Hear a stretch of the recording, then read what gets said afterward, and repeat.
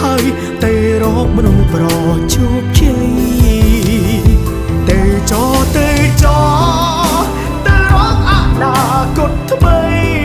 ក្បែរបងមនុស្សបារាជ័យជីវិតជួបតែរឿងបារាជ័យឲ្យបងសុំទោផងព្រោះគ្រាកន្លងឲ្យអូនខាតពេលនឹងបងអត់ន័យគ្មានតម្លៃឲ្យអូនទ្រាំវេទនាចិត្តទៅចោទៅចោទៅរកមនុស្សប្រជោគជ័យក្បែរបងមនុស្សបារាជ័យអូនចង់បានអ្វី